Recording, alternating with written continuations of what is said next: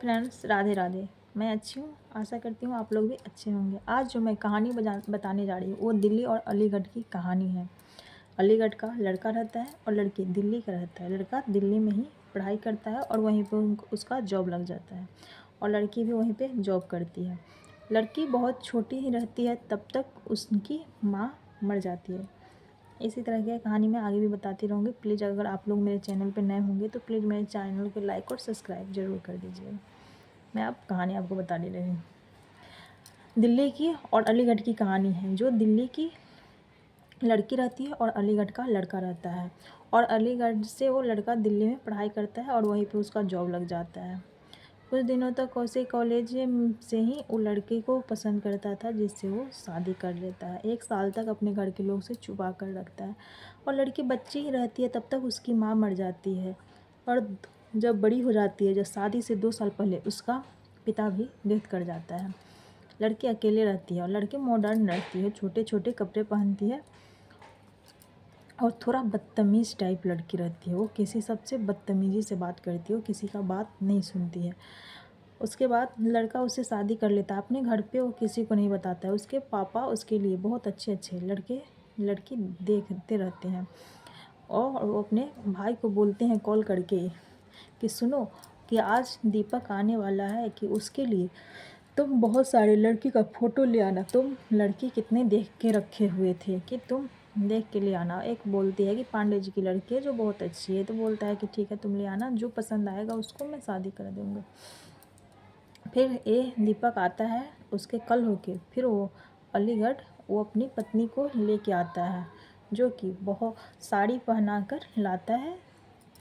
उसके थोड़े देर के लिए उसके माँ बाप बोलते हैं कि तुमने बताया नहीं, कि तुम्हें बताकर शादी करना चाहिए सो, लेकिन फिर माँ बाप मान जाते हैं और बहू बाद में रात को सो जाती है। उसके बाद जो रस्म होता है बहू को, रस्म उसकी सास और ससुर बोलते हैं कि कर देने के लिए, तो कर देता है दीपक की माँ और पापा। और फिर जाती है और बोलती है कि अरे तुम्हारी माँ तो मेरे पैर थकवा दी कि कितनी रस्म की। तो बोली मेरी माँ ऐसे ही है, और सो जाती है। उसके बाद जब सुबह उठती है तो वो छोटे छोटे कपड़े पहनकर बाहर आती है, तो बोलती है उसकी सास कि तुमने ये क्या कपड़े पहन लिया है, कि ऐसे कपड़े नहीं पहनना चाहिए। फिर वो बोलती है कि आप लोग कैसे बहुत बदतमीज़ी से बात करती हो, और रोज़ के रोज़ वो ऐसे ही कपड़ा पहनती है। तब भी उसके घर के और उसके दीपक के माँ बाप उसको कुछ नहीं बोलते हैं, उसको कुछ नहीं। लेकिन जब उसके घर के कुछ गेस्ट आने वाले रहते हैं, दीपक के चाचा और चाची, तो दीपक की माँ बोलती है कि बहू बाहर के लोग आने वाले हैं, कि तुम ना साड़ी पहन लेना। दीपक भी ऐसे ही बोलते हैं, तो दीपक को बदतमीज़ से बोलती है मैं साड़ी नहीं पहनूंगी, मैं जो पहनती हूँ कपड़ा वही पहनूंगी।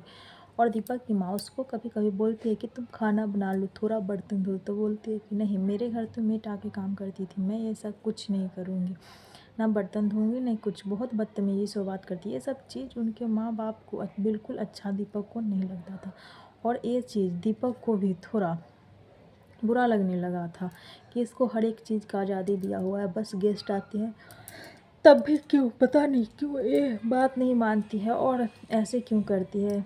उसके बाद बहुत लड़ाई झगड़ा करके वो लड़की दीपक से और बोलती है कि ऐसा रहेगा तो मैं यहाँ पे नहीं रहूँगी। उसके चाचा चाची आते हैं, उसके चाचा उसे गंदी नज़र से देखते रहते हैं।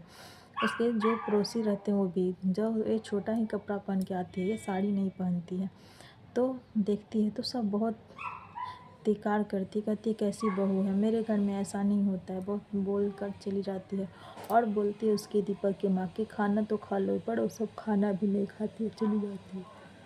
उसके बाद एक दिन उसकी पत्नी, दीपक की पत्नी जूही की पूरे दोस्त दिल्ली से यहाँ आते हैं और वो सब इसके घर में बियर और कबाब, जो कि इसके घर में ये सब चीज़ नहीं बनता है, पूरे पार्टी करते हैं। तब भी उसके घर के लोग पार्टी करने से मना नहीं करता और घर में आके अपने सास ससुर को बोलती है कि आप लोग बाहर नहीं निकलिएगा, मेरे फ्रेंड्स हैं, अगर कुछ बदतमीजी किए तो आप लोग को अच्छा नहीं होगा। ऐसे करके उसके बाद देखते हैं ये सब अच्छे नहीं लगते इसके ससुर को, जो ही उस सबसे चिपक चिपक कर डांस कर रही थी और उसके साथ बदतमीजी कर रहे थे लड़के सब। तो उसके ससुर लड़के को मारते हैं और अपने घर से भगा देते हैं, बोलते हैं दोबारा तुम मेरे घर में नहीं आएंगे। वो लड़का सब भी इसके ससुर को, दीपक के पापा को जाहिल क्या क्या बोल कर चले जाते हैं। इसके बाद ये लड़की भी अपने हस्बैंड को बताती है। उसके हस्बैंड बोलते हैं तुम्हारा ही गलती था कि तुम्हारा सब बॉयफ्रेंड था और तुम घर में बुला के मेरे ऐसे ऐसे कर रही थी, इसलिए तुम बोलती है अलीगढ़ में ये सब चीज़ नहीं चलता है, ये सब करती है। और लड़की बहुत लड़ाई करके और वो लड़की भी भाग जाती है, बोलती है कि आज के बाद मैं दिल्ली से नहीं आऊँगी, तुमको आना होगा तो आना, नहीं आना होगा तो नहीं आना। फिर लड़का जाता है तो उसके माँ बाप बोलते हैं कि उसका ही गलती था, फिर तुम कहाँ जा रहे हो? तो बोलता है कि क्या मैं ज़िंदगी भर उससे बात नहीं करूँगा, जा रहा हूँ, फिर मैं उसी के साथ मैं भी ट्रांसफ़र करवा के दिल्ली चला जाऊँगा। जाते हैं, लड़का उससे अच्छे से बात करता है, लड़की मान जाती है और ये बोलता है कि इसके दीपक के पापा बोलते हैं कि मैंने उसके लिए 24 तारीख को रिसेप्शन रखा है कि तुम 24 तारीख को लेके आना, थोड़े दिन यहाँ पे रहेगी, उसके बाद फिर तुम लेके चली जाना। वो दीपक बहुत अपनी जूही को मनाना चाहता है, लेकिन वो बोलती है कि नहीं, मैं नहीं जाऊँगी, मैं यहीं पे रहूँगी, कि वो इसीलिए तुम मक्खन लगा रहे थे। ऐसा करके वो लड़की बोलती है तो लड़का बोलता है ठीक है, तुमको नहीं जाना है तुम मत जाओ, यहीं रहो। फिर लड़का वापस चला आता है। वो माँ बाप बोलते हैं क्या तुम जूही नहीं आई? तो नहीं, वो नहीं आएगी, वो वहीं पे रहेगी। ऐसे करके उसके बाद इसके माँ बाप ने पूरा उसको मारने का प्लानिंग बना के रखता है कि ये इतनी बदतमीजी करे, मैं इसको मार के मैं अपने बेटे को दूसरा शादी कर देंगे। वो अपने भाई के साथ, दीपक के चाचा के साथ प्लानिंग करते हैं और दीपक के गाड़ी दे देते हैं और बहू को ये सब बहुत रिक्वेस्ट करते हैं, आ जाओ, मैं तुम्हारे माँ बाप जैसे, ऐसे ऐसे करके बहू को अपने जाल में फंसाते हैं। तो बहू मान जाती है और बोलती है ठीक है, मैं कल आ जाऊँगी, मैं कल अलीगढ़ आ जाऊँगी और शाम तक मैं घर पे आ जाऊँगी। शाम होने का टाइम रहता है लेकिन वो नहीं आता है। उसका दीपक अपना ऑफिस जाता है, ऑफिस से जब आता है तो वो ये सब परेशान दिखता है कि उस पर किसी का शक ना, कि बहू से हम लोग बात भी किए थे, वो आने के लिए मान भी गई थी, पता नहीं अभी तक शाम हो गया नहीं आया और उसका मोबाइल भी स्विच ऑफ बता रहा है। दीपक आता है, ऐसे ही गुस्सा में उसका मूड बदल गया होगा, उसको आने का मन नहीं होगा, इसलिए उन्हें ऐसे ही बात करते रहते हैं। तब तक पुलिस उसके घर आ जाते हैं और बोलता है कि यहीं पे जूही रहती थी। तो बोलता है उसका हस्बैंड हाँ यहीं पे रहती थी। तो जूही का लाश मिला है। उसका हस्बैंड एकदम चौकन्ना हो जाता है कि ऐसे कैसे हो गया, कि तो बोलता है कि तुम्ही ने उसको मारा है कि अपने रास्ते तो बोलते कि तुम गया था। तो बोल रहा है कि नहीं, मैंने तो नहीं गया था, मैंने कल गया था उसे मनाने के लिए, मैं उसको लेने होने के लिए नहीं गया था। उसको मैंने ये भी बताया था कि मैं भी ट्रांसफ़र करा के वहीं पे आ जाऊँगा।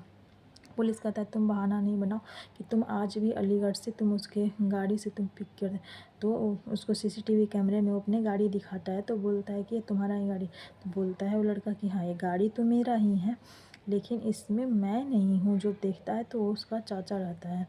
तो पुलिस उसको पकड़ता है और मारता है और पूरा बताता है। तो बोलता है कि बहुत बदतमीजी कर हम मेरे साथ की और उसके दोस्तों को बुलाकर मेरे घर में ये सब चीज़ अलाउ नहीं था, तब भी उसने किया और बहुत बदतमीजी की, इसलिए हम दोनों ने प्लानिंग करके उसको मरवा दिए और हम अपने बेटा को दूसरा शादी करना चाहते हैं।